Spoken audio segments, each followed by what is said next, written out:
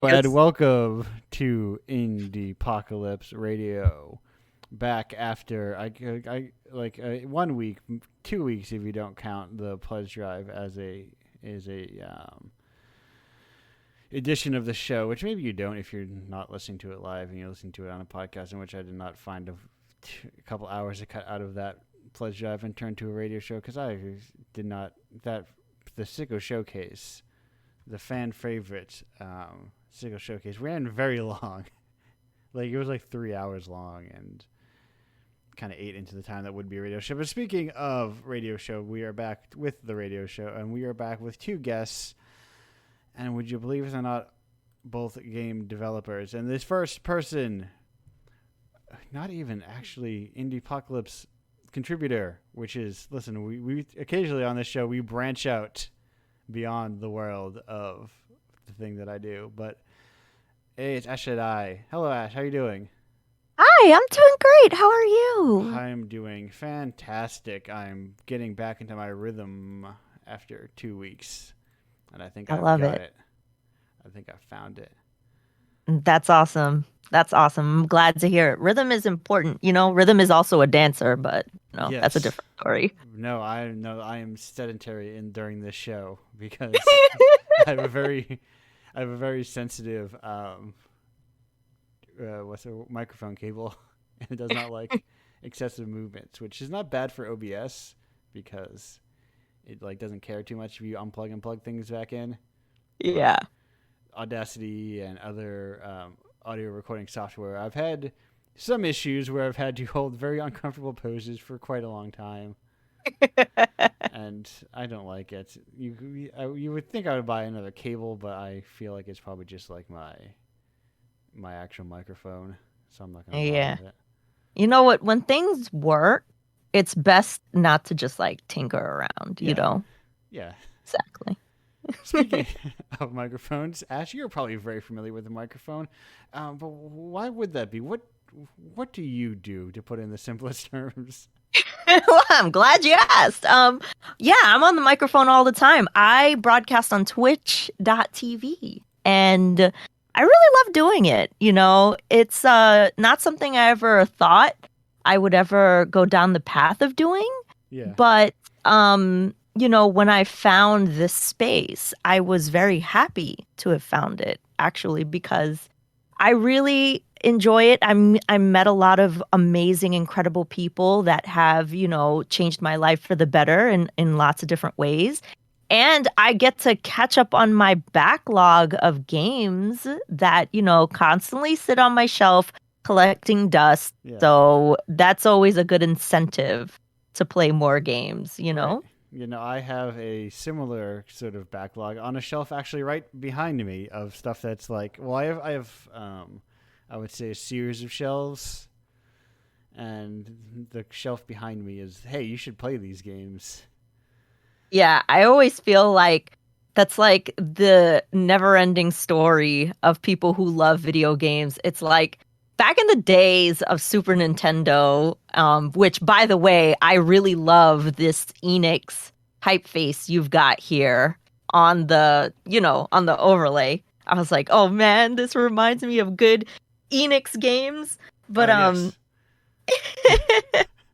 I'm just like, games back then did not come out as quickly as they do now. And now, because there's so many different ways to consume games, Yeah. I just feel like it's like impossible to keep up. So, my never-ending Switch backlog continues to grow, but Right. I'm not sad about it. No, no. And the tricky thing is how many of those games want to be your only game, you know? How many of Right? they're gonna update forever. They want to. They don't. They're no longer games. They're lifestyles. You know. That's true. And okay, so I recently fell in love with Elder Scroll Morrowind. Yeah. Okay. And this was a game that I never wanted to play when it first came out because games that are non-linear, open sandbox, you can do whatever you want, Yeah. just intimidated me. And I was like, there's no way that I'll ever be able to do everything. So it's like always that like feels like something's like hanging on you, like weighing on your chest, like, oh, I didn't get this, different Right. ending or this objective or whatever. I'm going to miss something. I'm going to miss a dialogue with somebody. And I was just like, no, I can't. But now, like, for some reason now, I guess, like, instead of thinking of it as I must complete everything, it's more of I'm going to go into this world and explore and adventure as if like I was really in this world and not really think about, oh, I have to finish this quest because there's no time penalties. So Yeah. now it's like I can take my time, but then you fall into the trap of, well, I can play this game for like 300 hours or move on to a different game. You know what I'm Right, right. saying? Yeah, and especially like so I was the opposite when I was younger. I saw like a what was it like a review for Elder Scrolls Morrowind on Toonami, and I was Right. like, "What is this game?" And then a friend told me it's very cool, and like as someone who only had a computer that can only play like low end, like I just played Blizzard games and The Sims on my computer ever, Yeah. and I Yeah. was like, "What is you can just do everything, and it's huge and it's vague and it's unclear, and it was a time before like I don't say this nostalgically or reminiscently, but the simpler the idea of it's before like checkbox style objectives, Yeah. Mm-hmm. where it's kind of like it tries to immerse you a little bit more, and it's not like do this. You have 5 of 8 major quests completed. You have 6 of 13. Well, actually, I think it does codify like your Assassin's Guild quest or whatever by if you pay attention to what rank you are. But you Mm-hmm. get what I'm saying. Yeah, yeah, yeah. You can definitely get lost easier in like the experience of it versus like, oh, did I finish this quest? Or Yeah. because I end up talking to so many people that I get so many quests, and then I'm like, oh wait, I can actually check my journal and see how many quests I have left. You know what? Let's just not open that journal up. Let's go Yes. see what this cave is doing over here. Yeah, and what a treat as a child to look up in this journal and get very confused sometimes and not have like a sense of like, oh well, I gotta find what keywords I'm looking for, or find out what is this quest I put off for like 3,000 years. It's primarily, and I think there's a lot of people's specific experience with Morrowind, which is the oh god, there's 2 churches in there. One of the churches has you do like a pilgrimage, I think, Oh, really? but it's like super like the first like you get the quest very early, but I think the objective point is super far away. Mm-hmm. So you like just don't do it right away because it's not like you just go to the next town. You go if you're going like 6 towns over or something.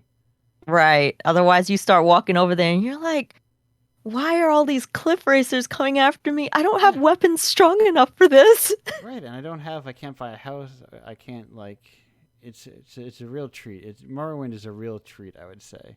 Oh, absolutely. I fell in love with it so hardcore. And I think that's one of the beauties of like broadcasting on Twitch is that I can share this experience in the moment, Yeah, when it's brand new and fresh and people love seeing their favorite game being played for the first time ever and they feel like they can live vicariously through you through those new experiences that you might have with a game like that, especially like such a classic game that is very well known. There's lots of games like that I've never played before, and I get to share that, that fun and that yeah, joy with people. And I find that very rewarding. So it's something I really love to do.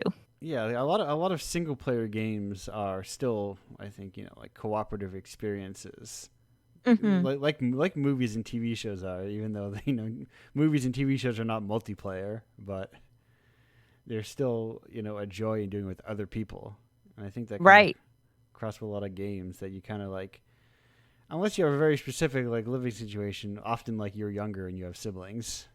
right, right. Um, yeah, this is podcast have to do with this podcast is related to the Indiepocalypse zine in the kind of like the broad sense that I like to talk about like alternative art, and I like to talk to people around the game sphere in like is not specifically, and we will be speaking to a contributor of Indiepocalypse in the back half, but you know, I just like to hang out. We just love talking about video games, Yeah, you know? you couldn't go to shows for a while, even though you and I had met at a show. You could not go to shows for a while, and this is a way to kind of like meet people at shows.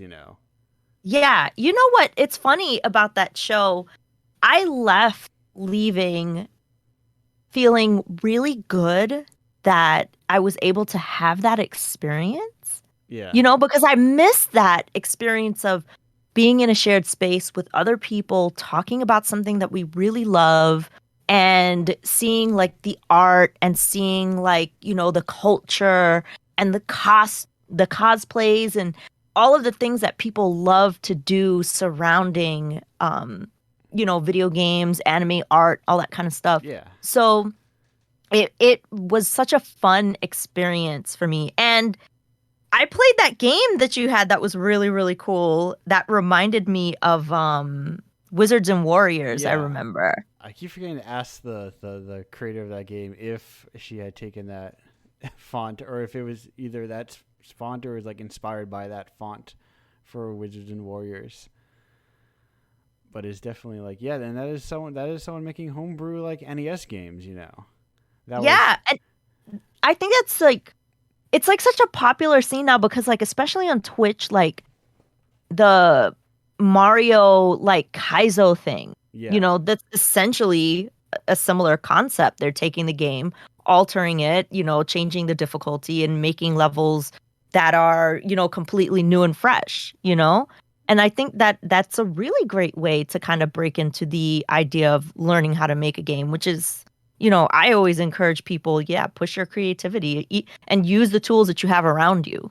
Yeah, I remember looking at like I had an idea for, and I guess the idea still does exist, where it's a Super Mario World Exquisite Corpse, where everyone kind of gets a level and they just sort of make their own level. And I was like, how do you make Mario World levels? And it's like, oh, it's still just Lunar IPS or whatever you call that, Lunar something or other, and which Is that Lunar the Magic. tool? Yeah, Lunar Magic, and it was a tool that was a decade ago. It's a tool that's the same tool now, Oh, wow. Wow. and it's I, just I that is really cool. I didn't know about that. yeah. Lunar. I think Lunar Magic is like relatively easy to use, all things Mm. considered. It has like some weird like directory kind of stuff in terms of like how things are numbered, because that's just how computers or like how programming works, but it's generally pretty easy to use, and you can Nice. just kind of like make your own stuff. It's think of it like the open source software version of Mario Maker. Yeah, yeah, yeah. I was gonna say it's like that's probably where the idea of Mario Maker first came. Like, I bet you they saw that kind of stuff like in like somewhere in the Nintendo like Yeah. office somewhere. They were like, "Yo, this is like kind of cool, and people are making some really cool levels. How do we gamify this and get people to buy it? You Right. know? Yes. How do we sell our How version do we of monetize this right, the eternal question? How do we make money off of derivative works? for And real?" and the answer is, well, you just you just license emulators at, sometimes maybe even don't uh, license emulators. I feel like I've seen some kind of dodgy stuff around, people just like bootstrapping in emulators and that sort of thing. But anyway, emulators are a weird thing. I think you just like, I feel like things like Lunar Magic and other sort of like hacking tools probably Hmm. just like skirt around some legalese, or because they're not technically ROMs. Right, right, Same thing right. with like the Zelda randomizer. They don't technically provide you with that Link to the Past ROM, or sorry, True. the Zelda no Densetsu version 1.0 Yeah, ROM. yeah. They just, I if you happen to have it, you dump it onto your computer legally, then they just Yep. they just modify it. Yeah.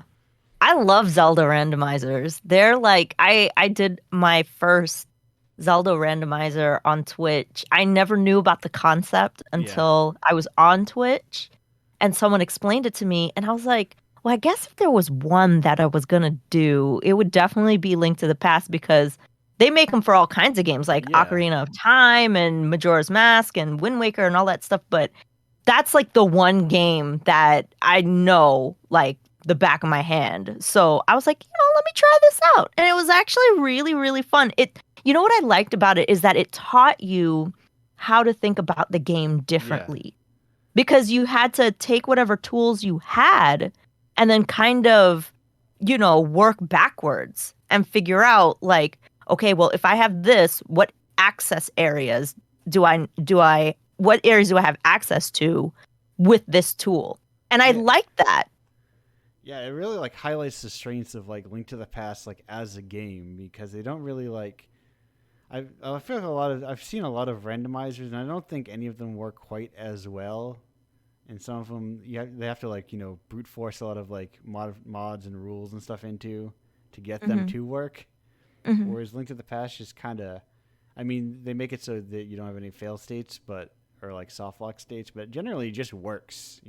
Hmm. Hmm. Hmm. Because like all the tools are just like there and it's kind of like fairly open, so like you have like these different weird serpentine routes that you would normally never take, Hmm. but you kind of envision this new way of like looking like navigating the world, which is very cool.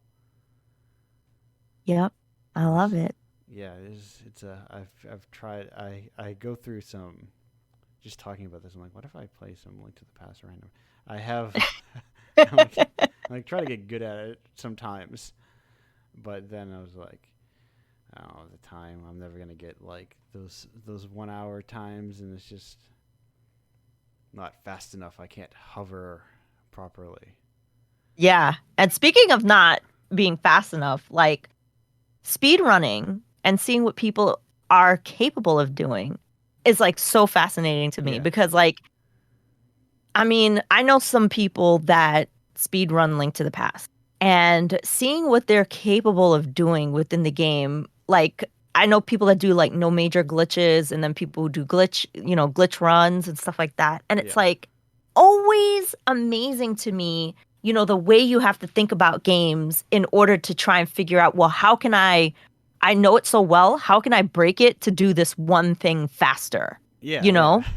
and It's fascinating. and sometimes like, oh look, it looks so easy, but it's like actually super difficult to do, and it's like this is like it's a bug by like the sauce's definition, because really it's like no normal user is going to do this very Right. specific sort of thing, Right. but people Right. just like rubbed against the edges hard enough until they found what little cracks there were. Yeah. It's like do this one thing in this one specific pose on this very specific pixel and you might get the reaction you're looking for. And it's Yeah. like, how do people figure this out? Right.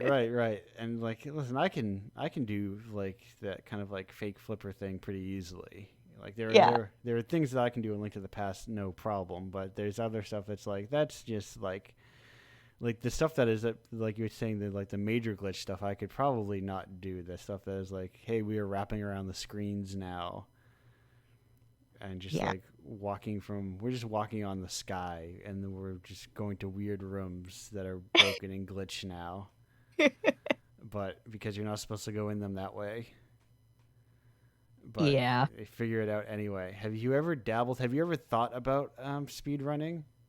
I have actually because my viewers, I feel like on Twitch, people love to see you suffer, Yes. for entertainment value. Right. Right. And, obviously, playing a game like that and trying to do it quickly while reading chat usually ends up in disaster. So I think that they would probably think it's really fun to watch me attempt to, but then it's also kind of satisfying in a way too, like you have this accomplishment and you work really hard to perfect your craft on trying to accomplish this thing and do it quickly and do it well. And sometimes seeing somebody make those, strides in progression is Yeah. a super satisfying thing to do. And I think if I were to ever speed run a game, It would probably be on the Sega Master System. One of my favorite games is called Zillion. Okay, It's yes. have you ever played it? I've never played it, but I'm familiar with Zillion. Yeah, it's like for anyone who doesn't know, it's kind of like a Metroid style game where, it's a side scroller, you move room to room and you have to find these diskettes to kind of get to the end of the stage and blow up this evil facility where these like bad guys are running amok. There's like an anime loosely based on it. And the reason why I would choose to do that game is because it can be beaten fairly quickly. You can either, do it with one character or you can do like a completionist run and find like all the characters. Yeah. But I feel like I know that game well enough where I could make good, PBs quickly, with like this hand-drawn map that my Yeah. dad actually made from like back in the 80s. Right, So, right. Now, um, is Zillion one of those guns like what's it called? Like Bayou Billy that uses the gun also, or does he just kind of have that Sega gun? no, I mean the Sega like the phaser, I think it's called. It Yeah. it's based on the phaser is actually based on the gun in the game. I think Okay.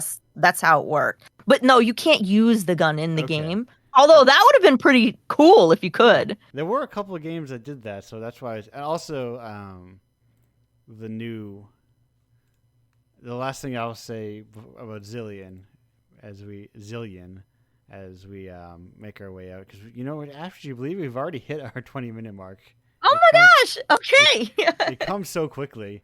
It Um, does. I can't speak to the quality of the shit. Have you ever seen the anime Zillion? You know what's funny? I just got the Blu-ray, I but I was haven't opened it yet.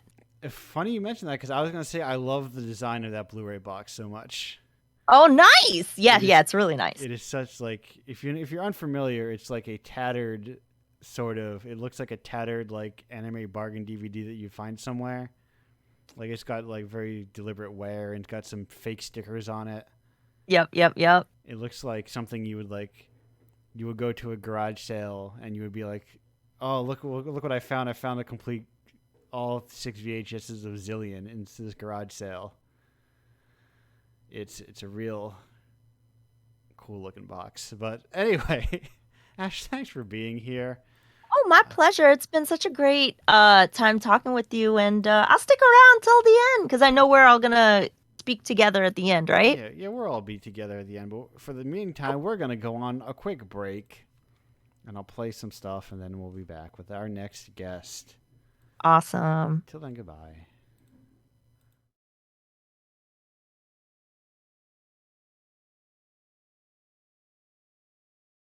Anyway, hello, welcome back to Indiepocalypse Radio. That was Racetrack, parentheses, I can't not go back, by Linda's Electronic Orchestra.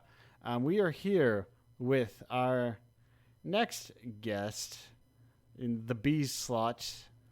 If you were here for the last unofficial Indiepocalypse Radio, this guest will be familiar to you. If you're a recent purchaser of Indiepocalypse, this guest will also be familiar to you. From issue I wrote 31. That's not correct. It's 30. No, 30. It's 30. Yeah. With distant memories. It's okay. Is it Grassini or is it for someone with a New Englander accent? How close is that? It's pretty good. Like, it should be something like Grazzini, but we don't say it like that either. It's Italian. No, welcome. Thanks for having me again. Yes. Well, now you're on the archived radio show where we have as an official radio guest, not as a once on like, hey, I'm here, put me on the show right now kind of situation. Yeah, true. So now we have to like repeat everything we said last week. Never. You're not going to mention any word of it. And now you have me in a not like 8-hour live stream fugue state. I'm kind of in sort of my normal. You've got me in the normal cadence, as much as is my normal cadence. As I realize how much I have radio voice as I've evolved that over time. We have to do that. Like, this is Radio Box. Uh, Welcome to Indiepocalypse stream. No, I can't do this. no, No. I have one. It's a lot of stammering. I've found to lengthen words. As instead of uhs and ums, I will repeat syllables because I feel like it sounds better for whatever reason. But Yes. important question: the people are dying to know. How did you hear about Indiepocalypse? How did I what? Hear? How did you hear about Indiepocalypse? Because because I'm a part of a very very wholesome game community, and I got a lot of friends there. It's called Paradise, and a lot of people from Paradise were part of Indie Apocalypse. So Yes. it was like, hey, I am here, and it was like, oh man, this looks so cool. And then another one was like, hey, I'm here too, and it was like, oh, this is even cooler, and yeah. the launcher, the Indiepocalypse launcher itself is made by Paradise member Ash K. Of course it is. And with I think help from a lot of other Paradisians, did a lot of other work in there as well, with sound and coding and that sort of thing. So good. I tell that thing. I promote that thing a lot when I go out, and especially when like I'm at an event where there's like a student or like teacher presence, because I'll be like, especially if there are teachers, they're like, teachers, look at this thing, because it's like the ideal format for like game student portfolios. Because how else do you make a portfolio if you were like a game developer? Yeah. It's true. And it's so hard to like make a portfolio and show your work, and yeah. Also, like for when you're a teacher, you have like to put all the student work together. So it Yeah. would be like very nice to have like a sign with all the student work. Yeah. But with that handy launcher, you just spend like 10 minutes in Godot. You don't even know how to use Godot. I don't know, Godot and I don't know, Unity. Unity says a bad word now, but all of that, it's like so hard. Unity is a bad word every 3 months, and then people forget that it is, and then people will be like, "Yes, Yeah. remember, was it who did it? Didn't Terry Kavanagh do like a Godot game jam that was theoretically? Yeah. Yeah. Remember how everyone quit Unity and went to Godot? Yeah, and they went back to Unity like a month later. Yeah, because it stopped being, they stopped like, oh, well, the discourse has died down, time to go back to Unity or something. That's just, listen, maybe people are probably sincere in the moment, but I don't trust people. I think people like to talk more than like to do things. Yeah, but it's really hard. Like, I know Godot has like a big fan base and a lot of people using it, but it's like Photoshop. We all hate Adobe, but you have to learn how to use it. I never will. There's no escape. I am a game master at this point. That's so good for you. No, I cannot escape, and I've been using Photoshop for like, oh my god, half of my life. Right. That is so wild. I think once they really ratchet into the whole Adobe suite, I was like, no, thank you. Or like once I got a new laptop and I believe it or not, I lost the key to my Adobe CS3 portable. I don't know where it went. No. Once that laptop started turning on, I just like, well, the key is gone, so I guess I'll learn how to use GIMP now. And honestly, it's gotten a lot better. I don't know. I haven't used it in like 10 years or more. I don't know. Let me tell you, 10 years ago, it was terrible. Yeah. It was like yeah, definitely. 8 million windows, and every window wanted maximum priority, and it was a disaster. But anyway, we don't need to litigate Adobe or whatever. There's a lot of people doing it. Yeah, no. Tell us. I say, tell me. You don't need to tell a little bit about yourself and about your game, Distant Memories. This is when the conversation will repeat itself from last week. Yes. I am Mer with the R. I can never And do. I've just never been good at it. it's Despite okay. being I will admit, I was like a top scoring student in my entire Spanish academic career, but I just could not do the rolled R's. It's really hard, I know. I'm a game designer and artist and teacher, etc., from a city called Rosario in Argentina. And I make games. I don't know. And I made a very weird game for Indiepocalypse last issue, which is more the kind of thing you would find at a museum that that I don't know on a console. I don't know. Yeah. Like it has no objective or anything. You just stay around and catch poems, and you can meet creatures. You said it, but you can unlock things, which kind of puts it head and shoulders above some Indiepocalypse things. Are they games? Are they not games? Yeah. The unlocking system was because I was a coward. I'm gonna admit it. Like it was just gonna be like this weird poem thingy. I actually presented it last week. An essay on procedural poetry, which I like it.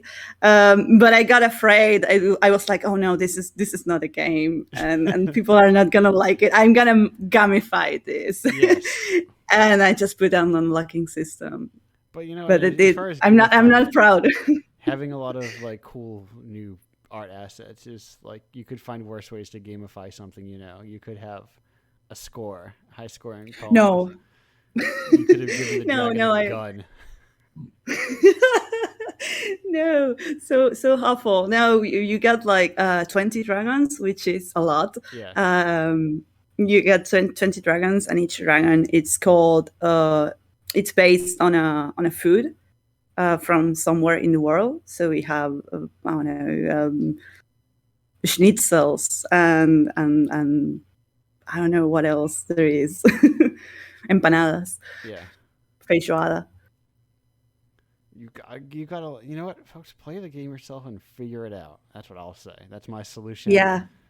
But yeah. And you can like debate if it's a game or not, and I don't know, put things on fire and create an argument on Twitter.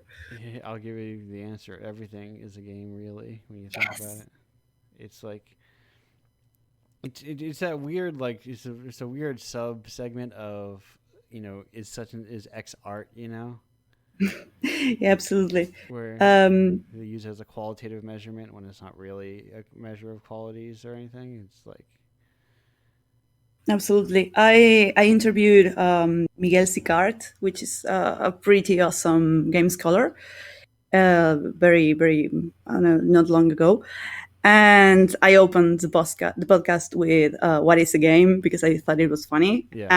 And he was like, okay, it's not about what a game is, ontologically speaking. It's about what do you want games to be. And it was like, hey, man, that is so cool. Yes. Right. Because like, especially, I mean, you can like change how you interact with like a book, I guess, but like it doesn't respond to you in the same way if you interact with it, if you like read it out of order or something. No, or if you, I don't know, throw it in the air. Yeah.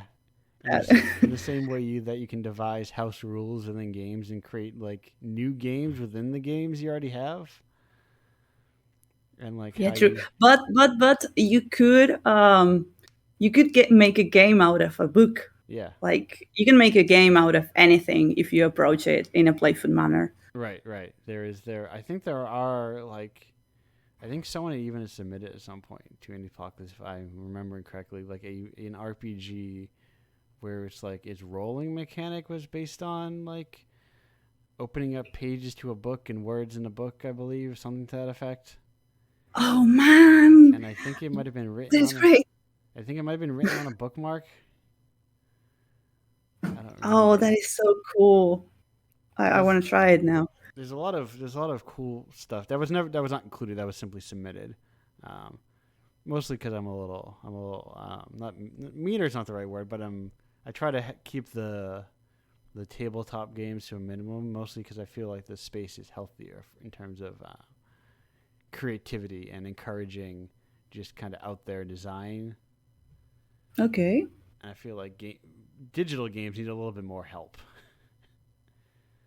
Yeah, it could be like a tabletop has like their own sphere and their own clubs and etc. I feel like the alternative, and I could be dead wrong, but I feel like the alternative, like kind of zine centric indie space for tabletop games is more cohesive. Yeah, it's more. I think that discourse of this is not a game, etc., doesn't happen in tabletop board games or RPG. Maybe I am not aware. Yeah. Maybe sure it happens and we just don't know it. They've got healthy levels of discourse, I'm sure, like anyone online does. But yeah, maybe because they are closer to things like choose your own adventure. Like even there were these Dungeon and Dragon book games in the 80s. So I don't know. It's easier to think like anything can be a game. yeah, and and sometimes there are like plenty of like one page sort of, hey, you bring a lot to it with you, you know. Also, they're on paper, so a lot of people have access to simply printing things on paper. And everything happens just in your head, so it's easier. You don't have to worry about console certification and seeing it through Steam or whatever. It's just like, oh, it's a PDF. You put a PDF. You can put PDFs practically anywhere on the internet. I remember the first time someone talked to me about an RPG, like a tabletop RPG, and I was like not understanding. I was like 13, 14, I don't know. And they were like, no, yeah, I was an ogre and she was an elf and we fought and I don't know, he was describing this huge battle and I was like, wait, that was, how did that happen? Like I couldn't understand and they were just imagining it. Yeah, it's the endless power of imagination and help from dice. Yeah, and a whole and a whole big ass book. Oh with yes, rules. well, I'm not. I don't, listen, I look at those big ass books and I read a little 3 of the rules. I'm like, that's good enough for me. I'll make up the rest of it as I go along. yeah. It was really, really refreshing when I got into the indie RPG scene because it was 3 pages just printed and that's all you need to know about the game. Right. So good. You don't need 16 pages of like equipment layouts and that sort of thing. Or listen, some people want that, but I don't need it. I'm not going to the shop and hoping the person running the game for me has a full item list, like I'm playing Final Fantasy but with my mind. Yeah. That's best. But it's also like they're their own weird little books where I got like monster get manuals, never used them, but I like to look at them.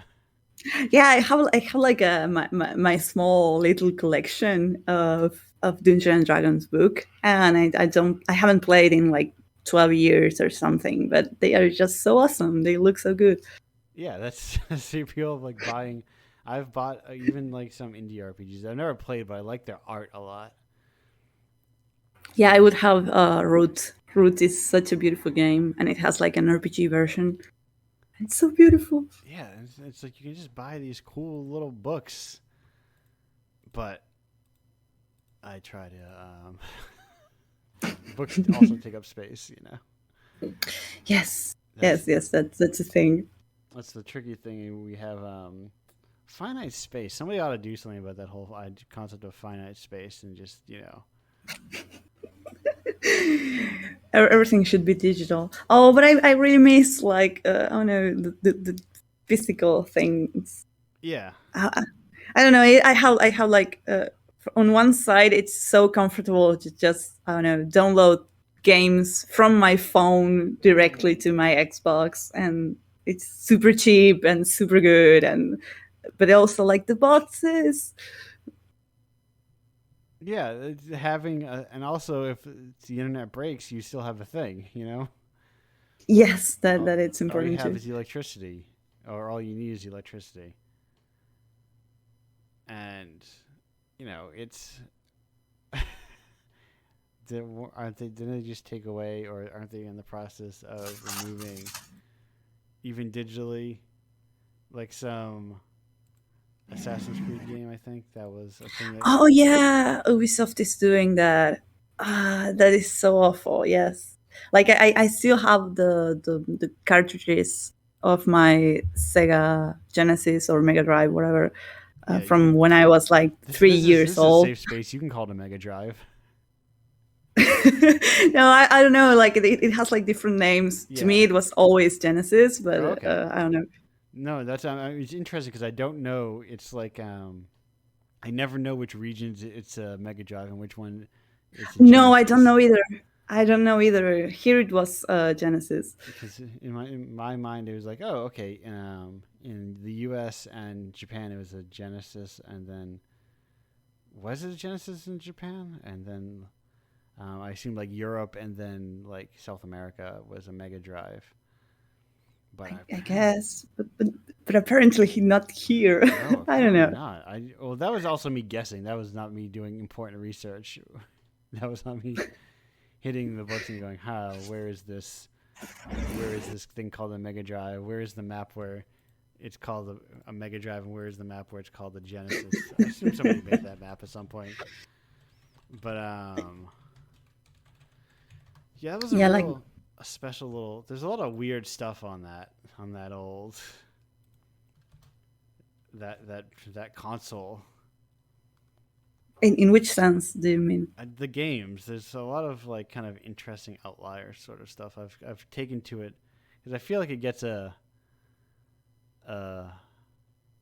bet. I feel like the Super Nintendo has aged more gracefully or canonically, than the Genesis has in terms of like what its library is like.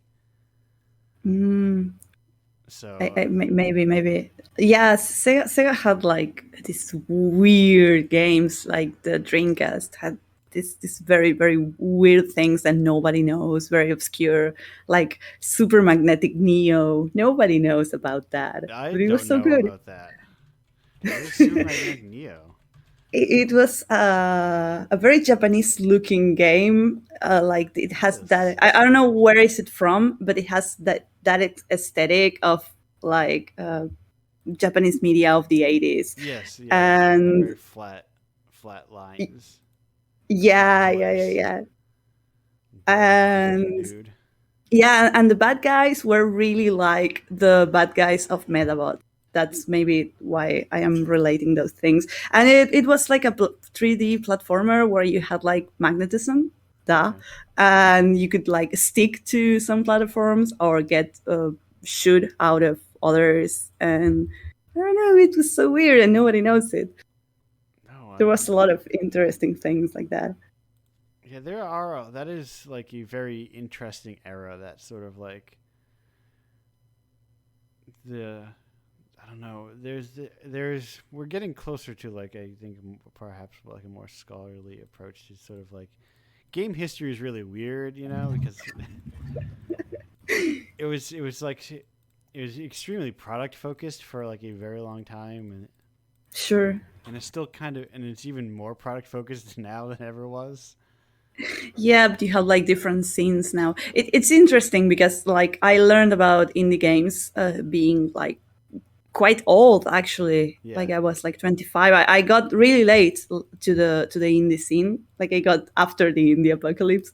Um, hard hitting and when I indies. yeah, and when I learned about indie games and I started loving them, I realized that I actually liked indie games all my life. Like my favorite games from the Dreamcast are like Super Magnetic Neo or Foo Fighters, games that were like quite indie, made by small teams from Europe that nobody knows right Yeah, now.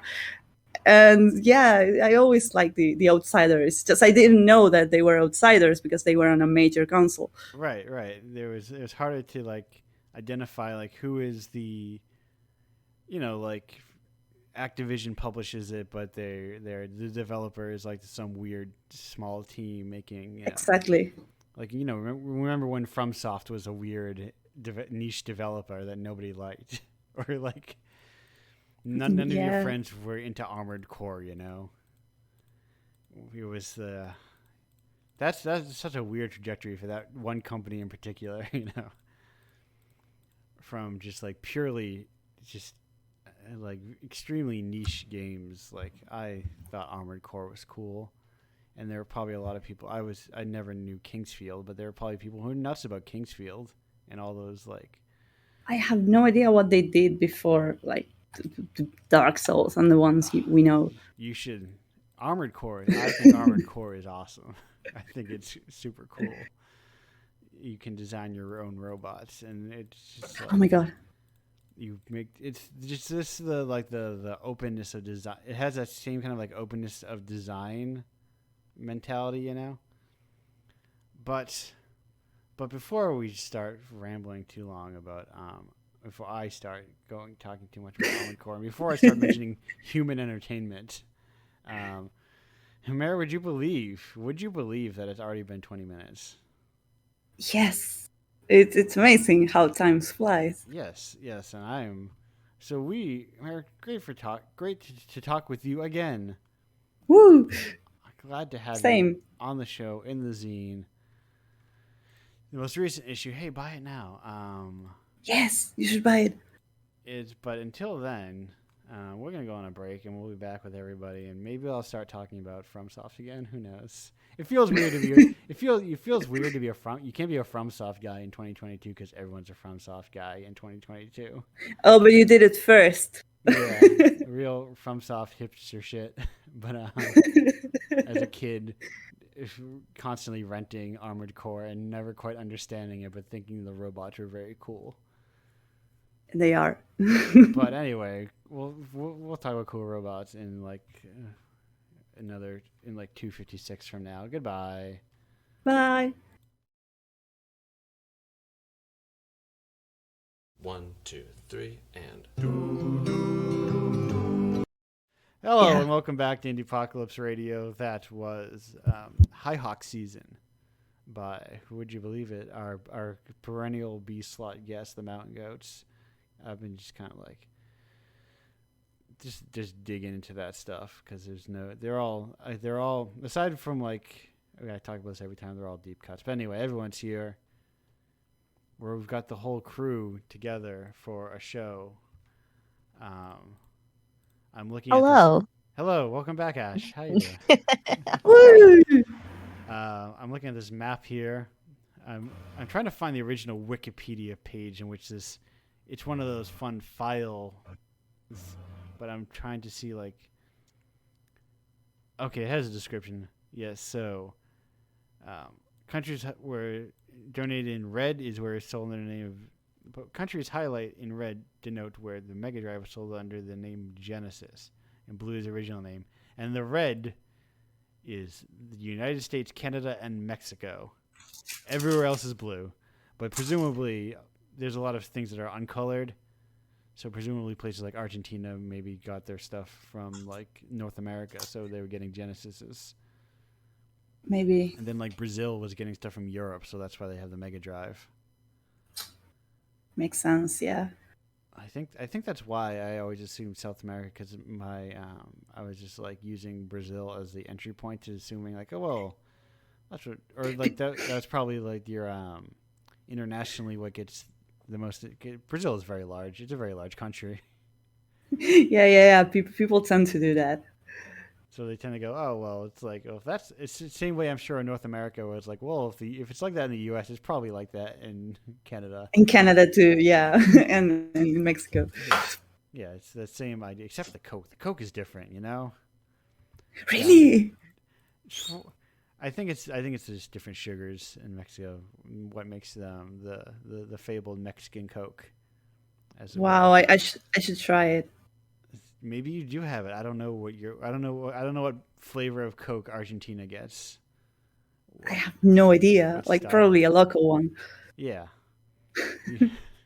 People get excited about them here. Yeah. They sell them kind of regularly. I think they're up to 4-packs. I think in my sort of like locally of Mexican Coke, and they have a Wow. bunch of different other like what I presume is the whole line of Sprite and all the other ones because they're all in that same kind of glass. Mm-hmm.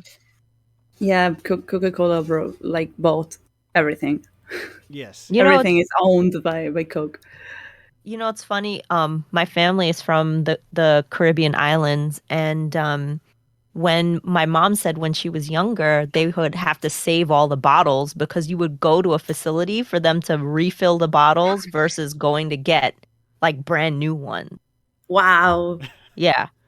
So cool. Like it's a lot friendlier to the environment. Yeah. Yeah, I kind of wish they did that here. But yeah, like they would save like, their Sprite and Coke bottles and then go back and take them to get refilled.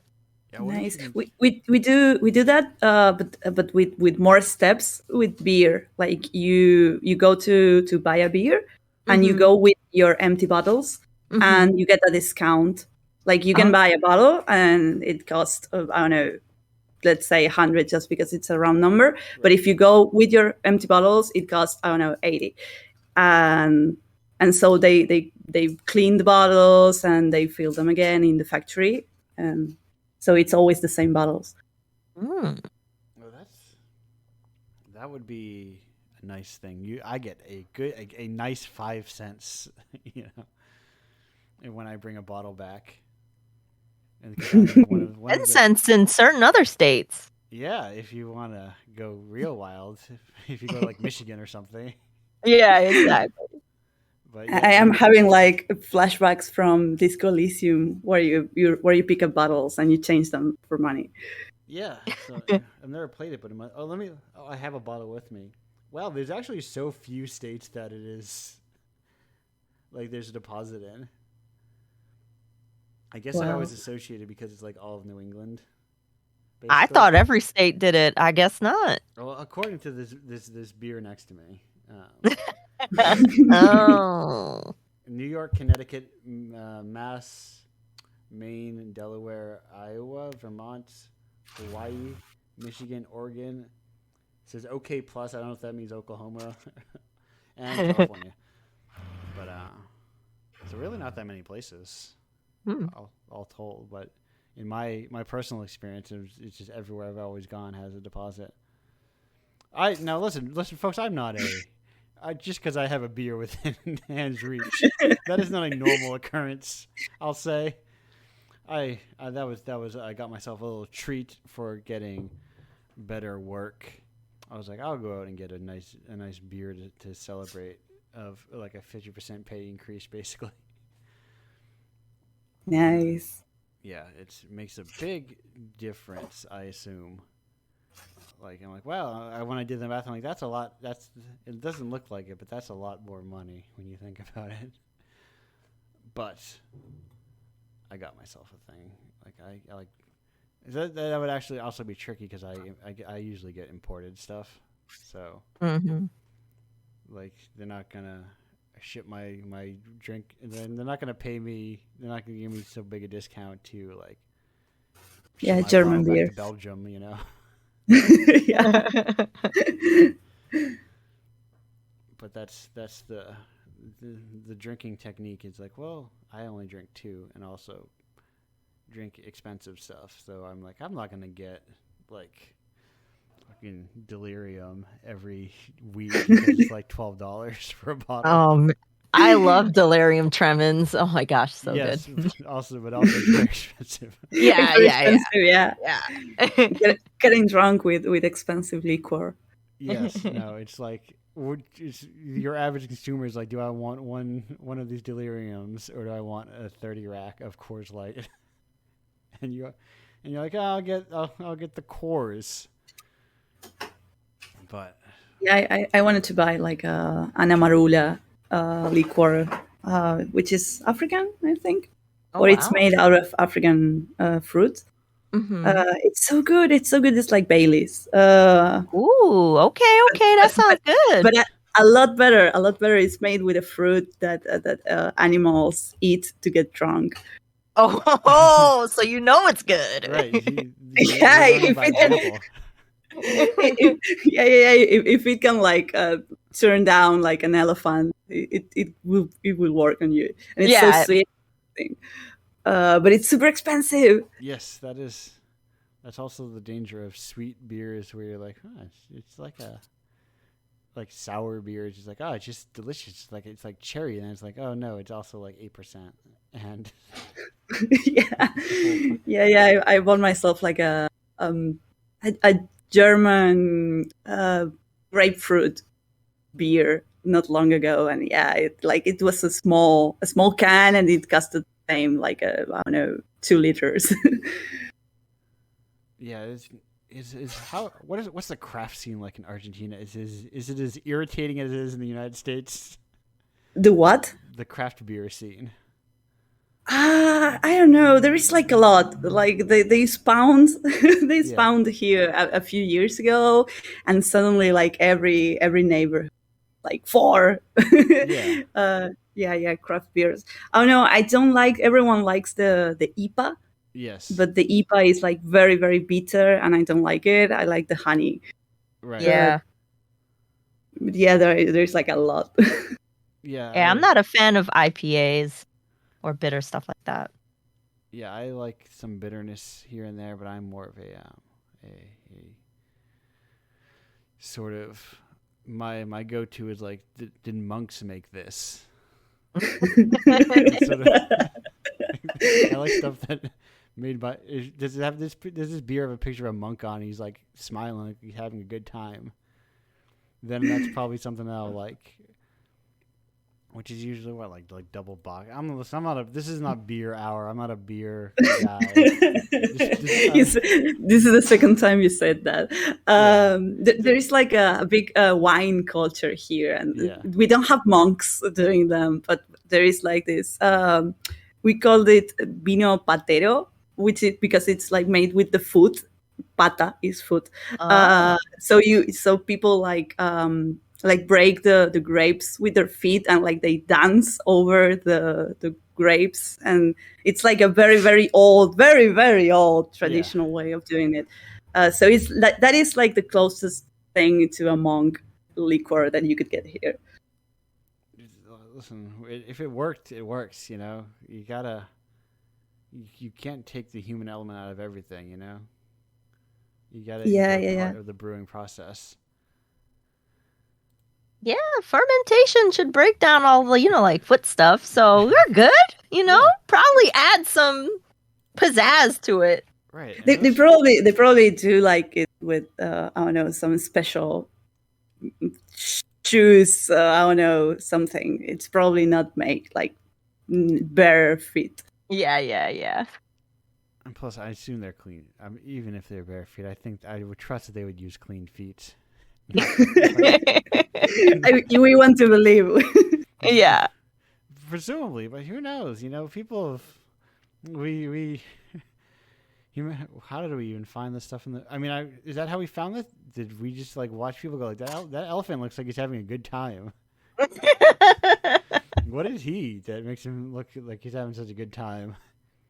Is that the ancient or? Listen, I ask these rhetorical questions that have extensive Wikipedia pages and endless classes that will tell me the exact answer, but we're not here to learn the exact answer of why we make beer and wine and everything. Why we go, my grape juice went bad. Actually, it went delicious. It tastes great now. It makes me feel. I mean, good. Yeah, animals do it too. So why not us? Are we not just animals? Yeah, drunk animals are the best. Animals with. It reminds me of that video of the squirrel eating the fermented pumpkin. And he's just like wobbling all over the place, and he's like can't even stand up straight. It's like the funniest thing. So cute. I've never.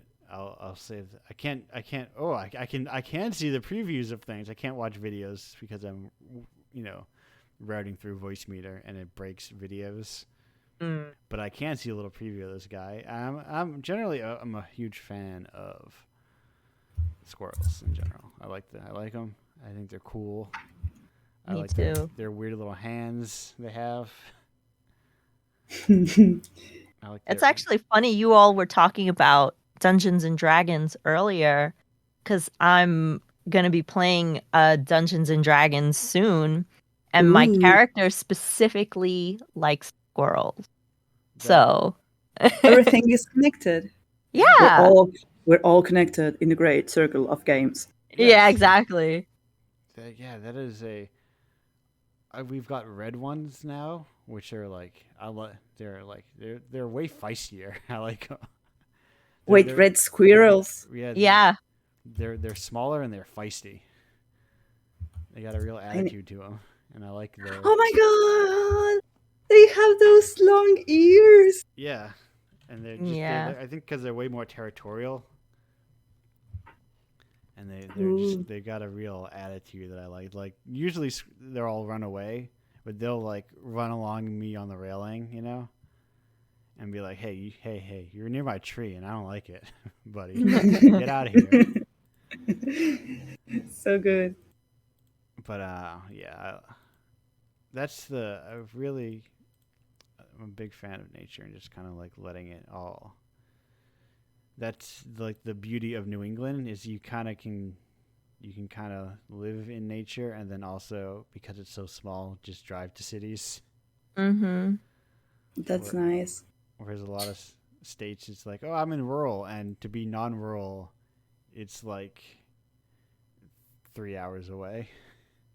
Yep, that's the South, all right. Yeah,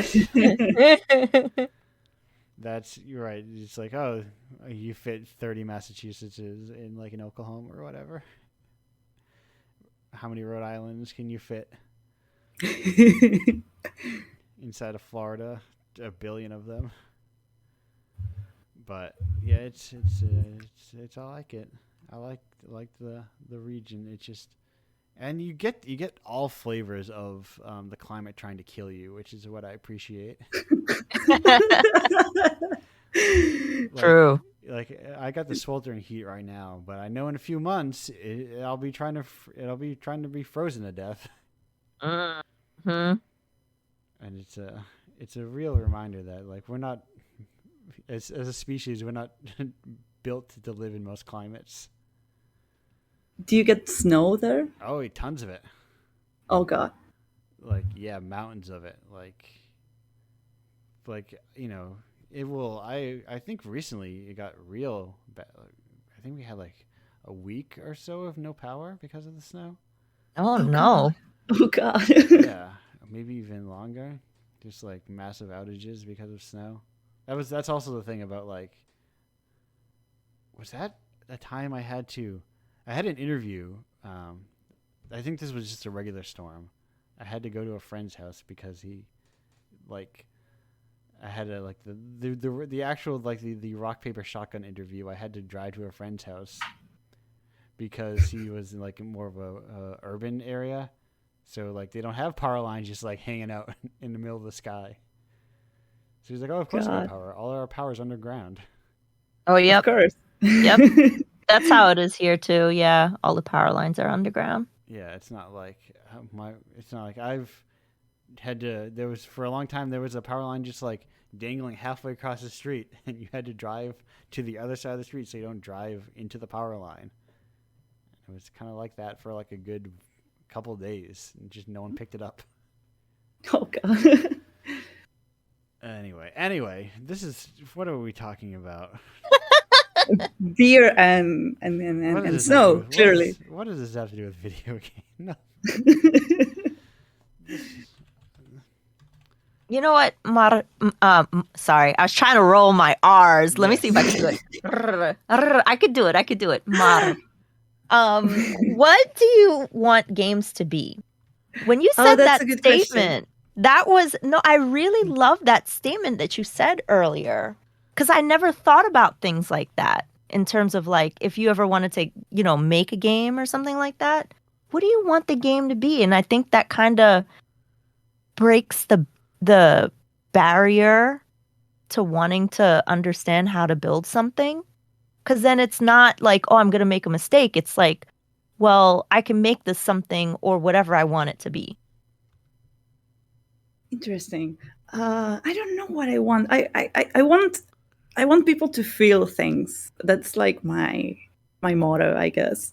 Mm-hmm. Like, I don't know, to either laugh or think for a moment or remember something or stuff like that. Yeah, I like evocative things. And I know we talked with some friends about like poetry games and haiku games, because it's like this idea of making a game evocative and not immersive. Like, we are against immersion. Like, games shouldn't like just pull you in so you forget about all your life because now you're I don't know, a wizard.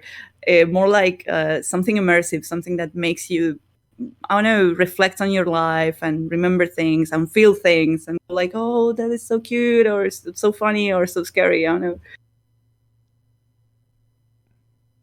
Yeah, What is it for you? I think that's a really good point. No, I just more like the statement because it made me kind of think about like if I were to ever make a game, what would I want it to be? Would I want it to be something that's like an adventure style or, something that is like you could kind of turn it on and then, turn your mind off and just get lost in, the experience of whatever you're doing? Or do you want it to be like more puzzle like? Or I don't know, it's just a question that I never really thought about before.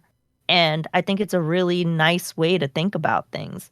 And I like that point that you made about do you want games to be something that, makes you feel something? And I feel like, you know, especially nowadays, because like, I play a lot of retro games and I connect with people through their nostalgia of games that they grew up with.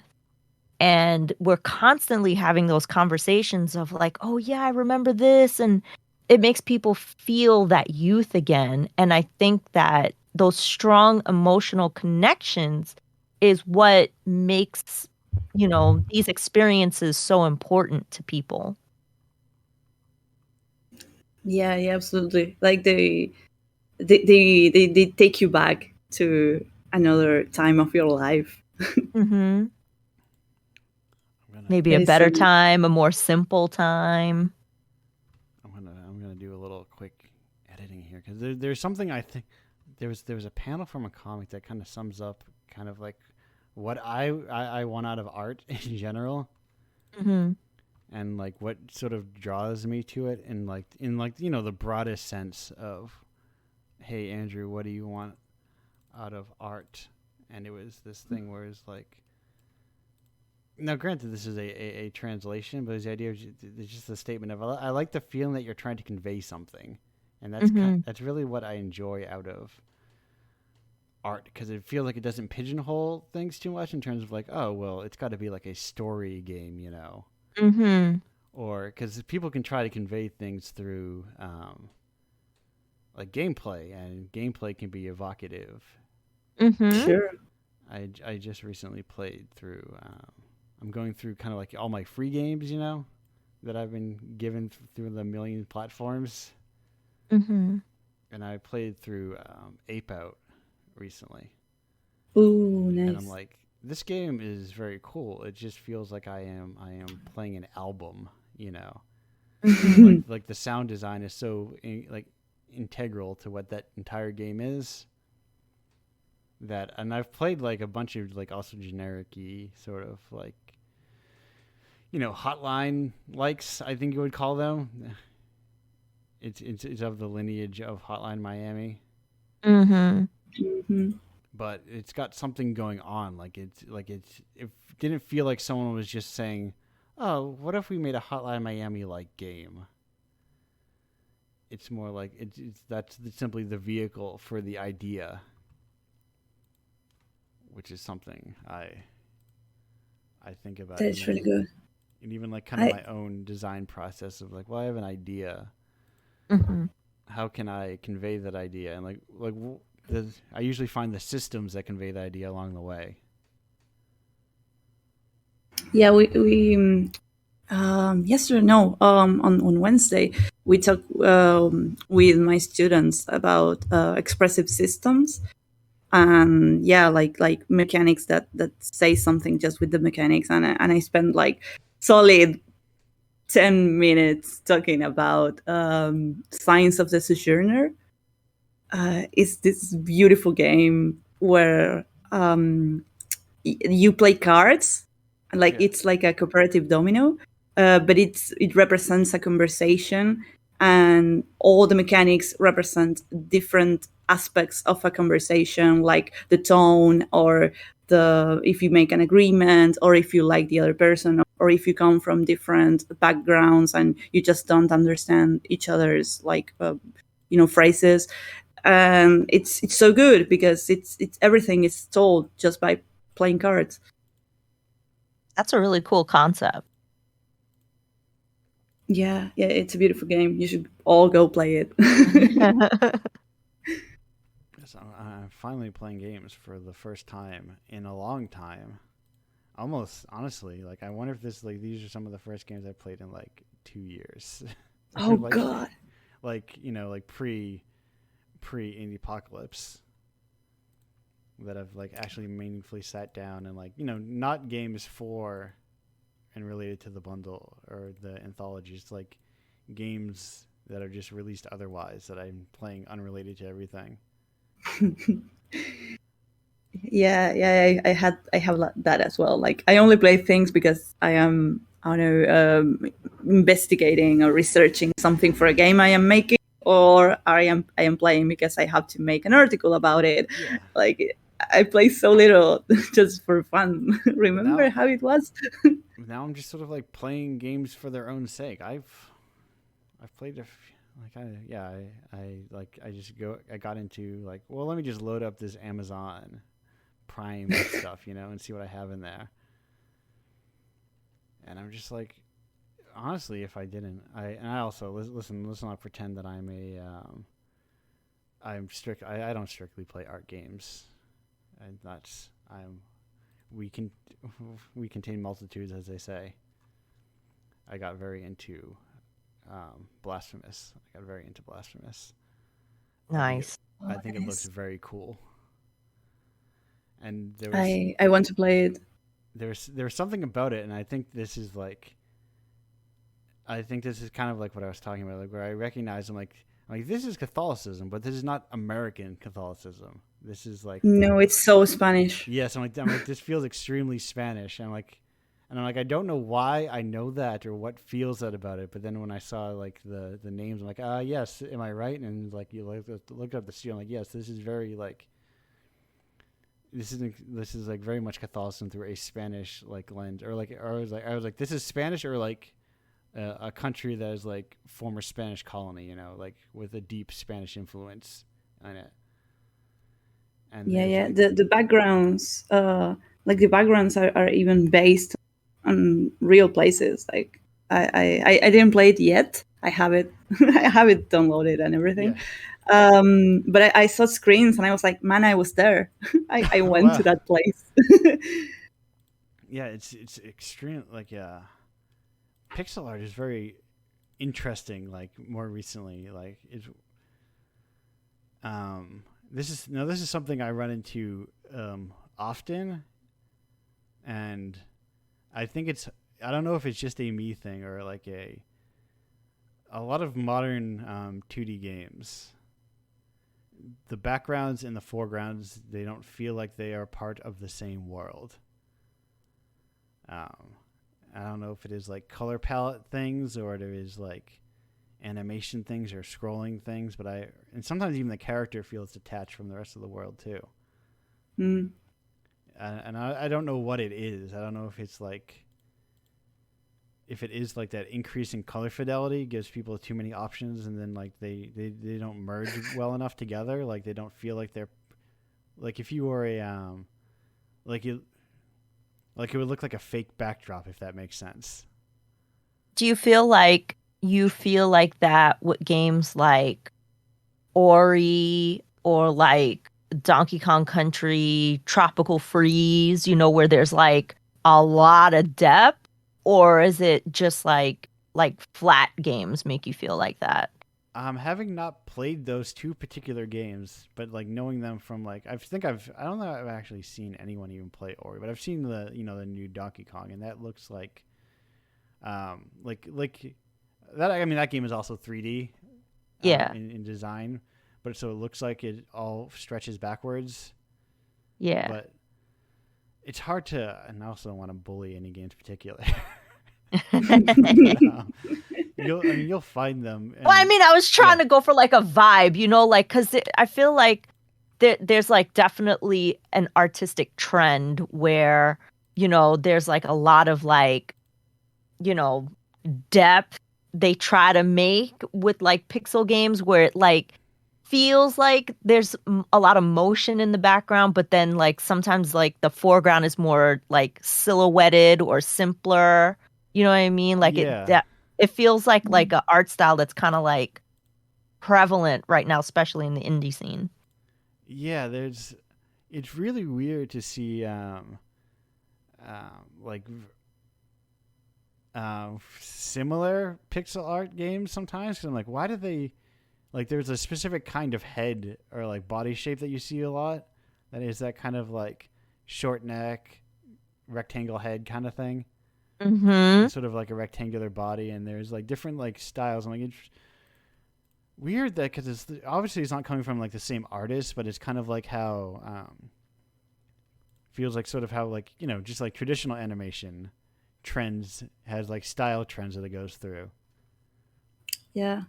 And like it feels like pixel art and 3D art too, where a lot of stuff right now, indie stuff. I mean, AAA stuff is always just like generally going for like, oh, what if it looked like people, But yeah, true. I hate that.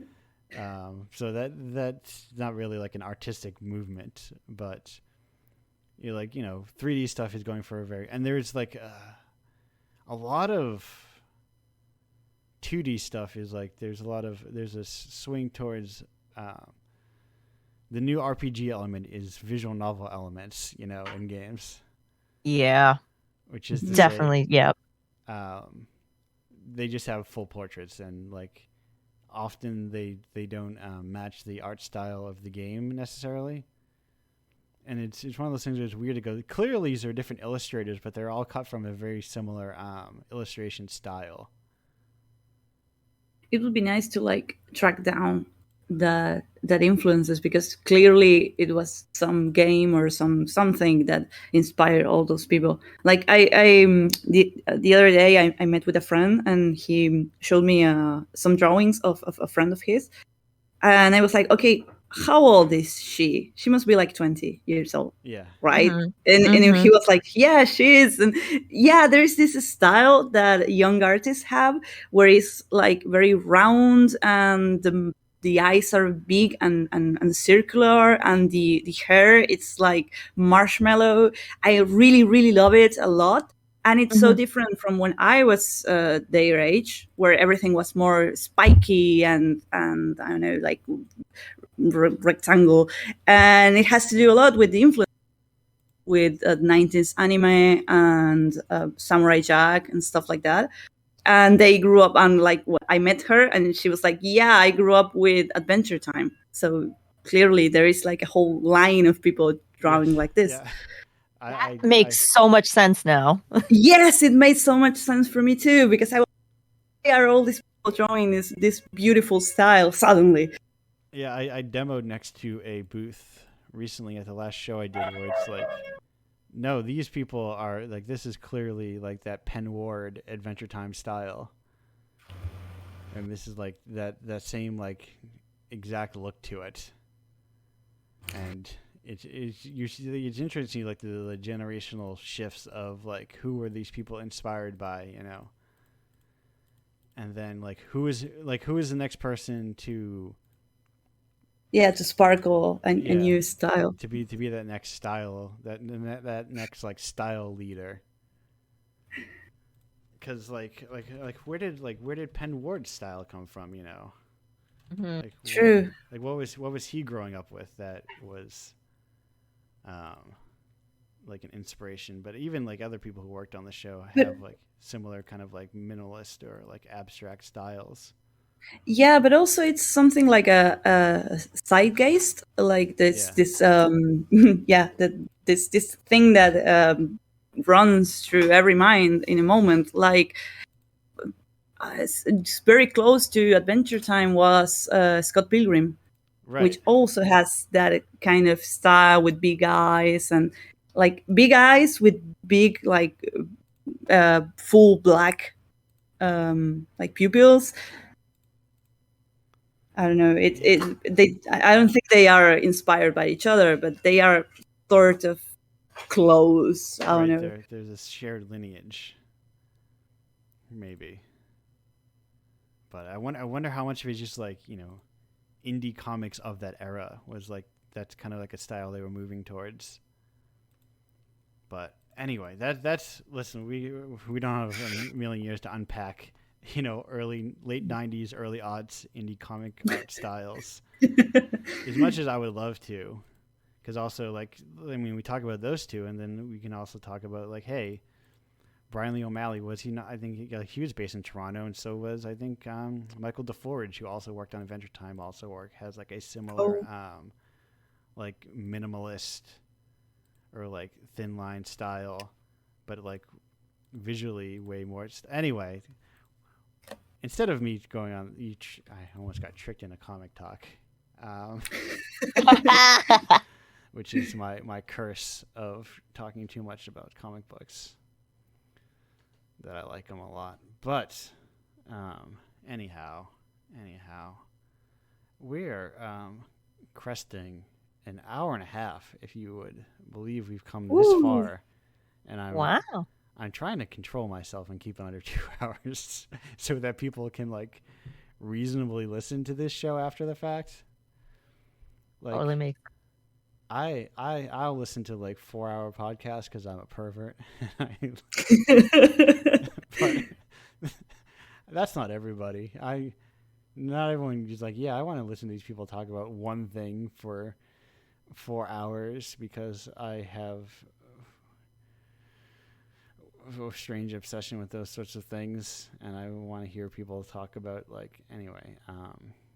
Getting back into horror movies a lot.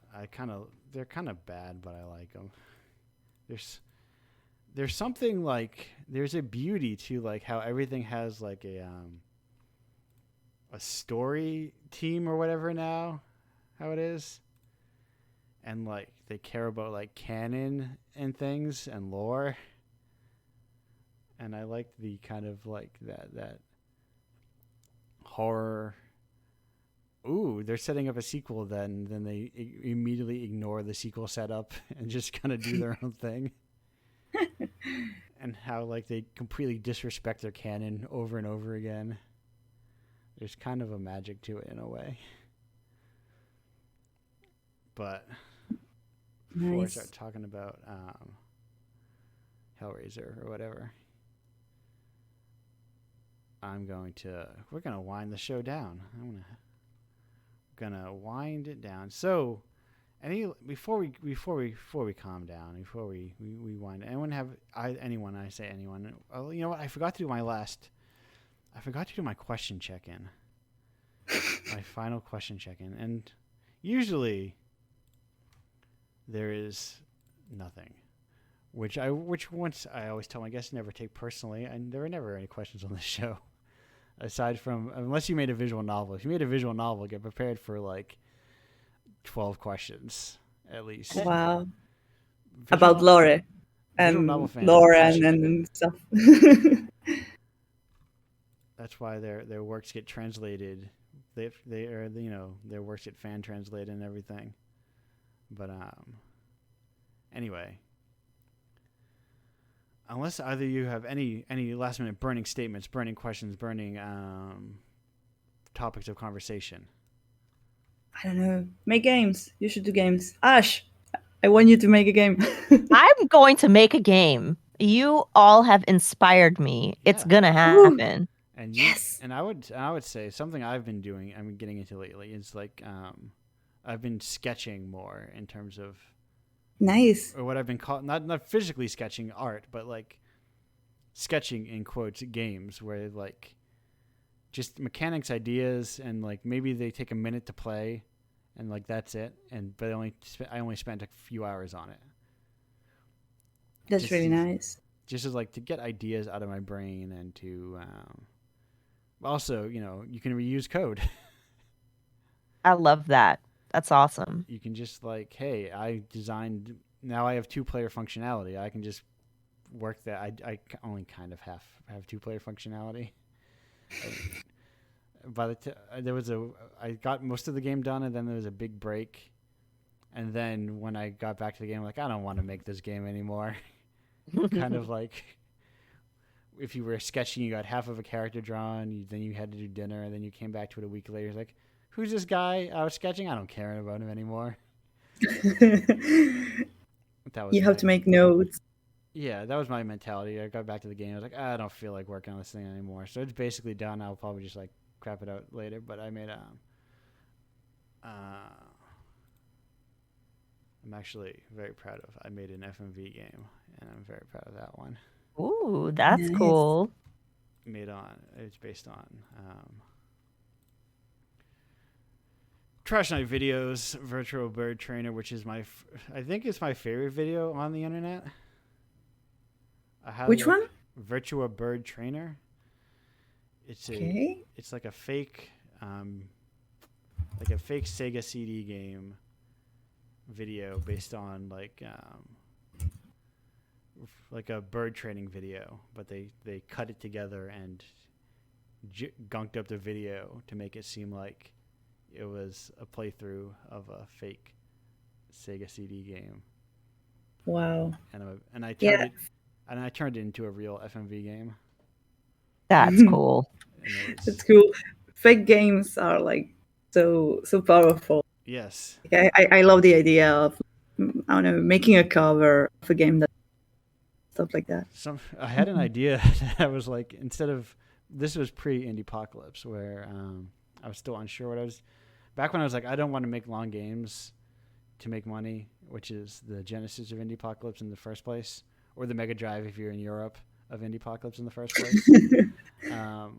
It was that I didn't want to make long games, so I was like, this sucks. But what if people don't pay for short games? But anyway, what I was doing is I was like, what if I instead of making a game, I just made a manual for a game that was the game I wanted to make, as like a design document sort of for a game that kind of get out of my system. Oh, you did that too. I really love a game manual that Trocken made with this girl that makes such beautiful drawings. I don't remember the name.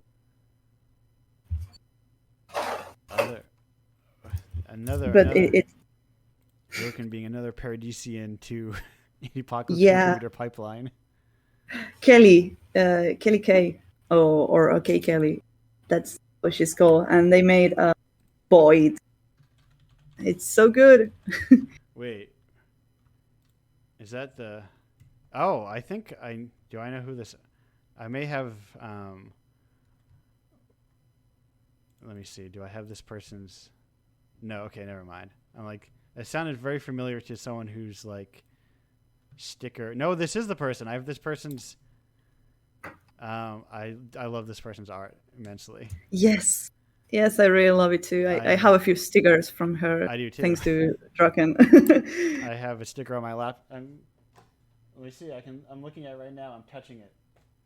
I can see I have a sticker from that specific artist on my laptop right next to me. And the person taking a selfie with a little.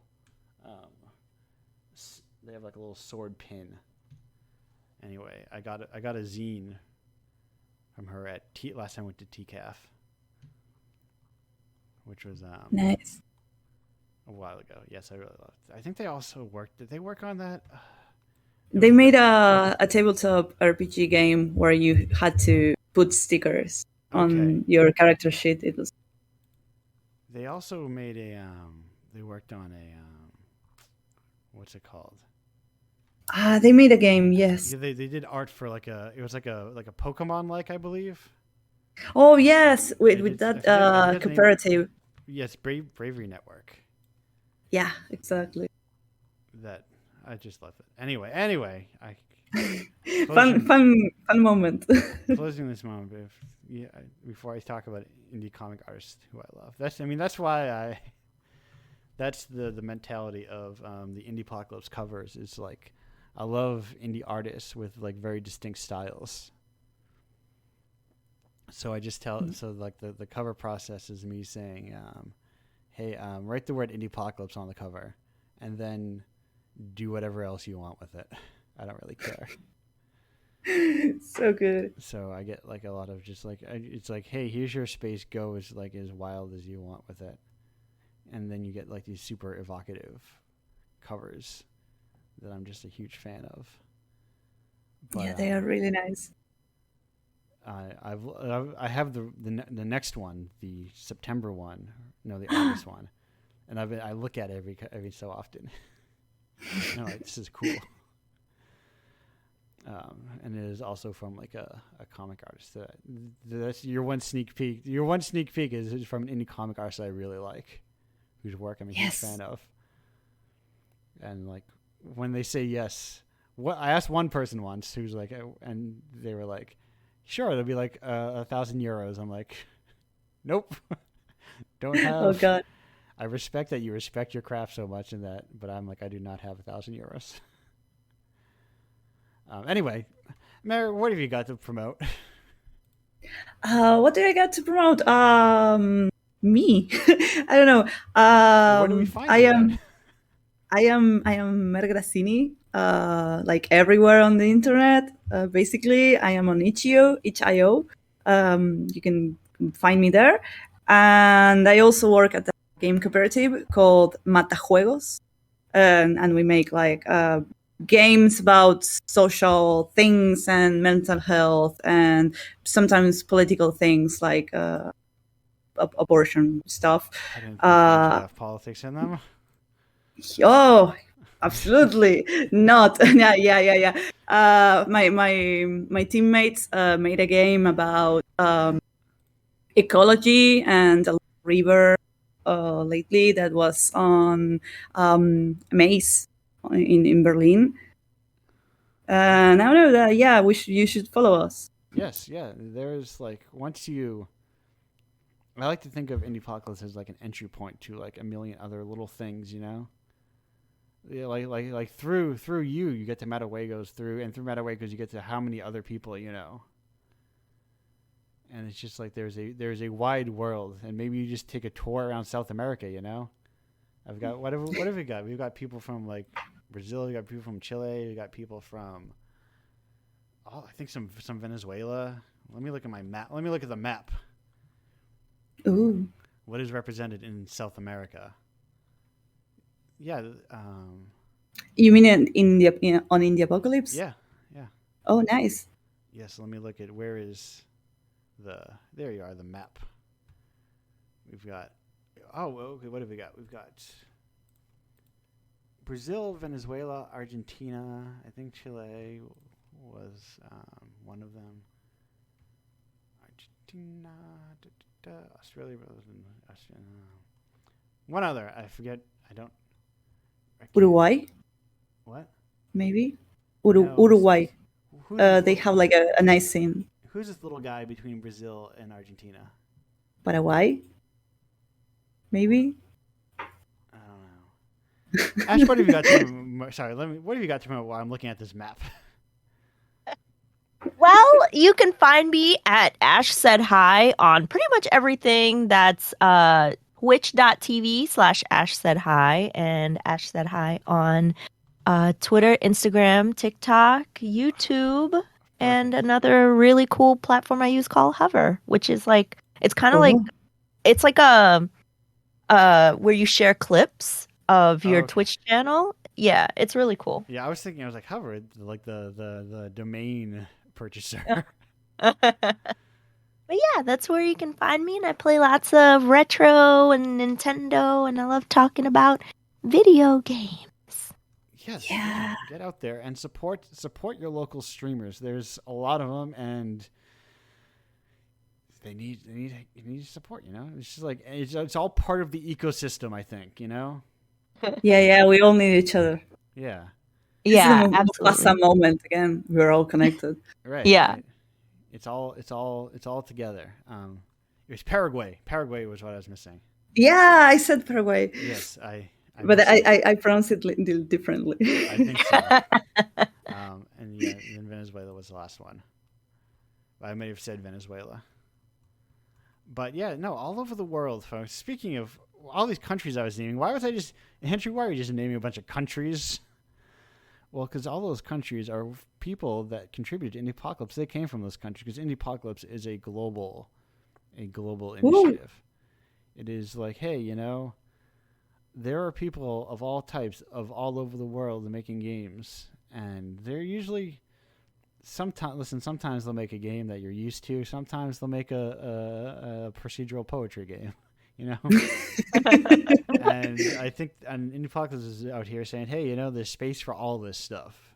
Yeah. And it all deserves attention. And I think more importantly almost, it deserves money because we need money to eat and to live in houses. And listen, you got two options. You either get rid of currency and make sure all of humanity is provided for by default, or you buy Indiepocalypse, And which one is harder? There's no in between. No. I am 90%. I would say most things are on a spectrum, but not this. This is not on a spectrum. This is a pure binary where you can choose one or the other. That's not true. Everything in life is on a spectrum, and nothing is a binary. Anyway, thank you so much for having me on the show. It was a really great first time to be on, and it was wonderful speaking to both of you. Yeah, it's great. It's really nice to be here. I love the show. This is, as I say, that post. It's like that post-con hangout that I'm striving to create. Love it. No pressure. We're not trying to pitch each other to each other. We're not handing business cards around. We're just kind of having a good time. That's the best part of conventions, like having a beer and a pizza at the end. Yeah. And I usually do that alone in my hotel room because I like to do it that way. Not the beer, usually just a pizza. That's why. That was the nickname. Precisely. I would say, before I go, I forgot to say Indiepocalypse.com is where you buy it. Indiepocalypse.com/Patreon is where you sign up for the monthly. You can just get it. If you want to get just the commissioned games, it's only $5 a month. Look at it. It's like a bargain. It's like your regular sort of monthly game thing. And as I go out to our final outro song, I'll give you Andrew's top secret indie game, not indie game, hotel life hack, and it is, you should always get, if you have the option, if it's available, get 2 twin beds or 2 whatever size bed. I believe it's 2 twin usually, even if you're staying alone, because you can use one as a food bed. And with that that hot tip, I will say thank you both for being here, Mayor, Ash, and we will say goodbye now, everyone. Goodbye. Bye-bye. Thanks for having us. Thank you. Bye.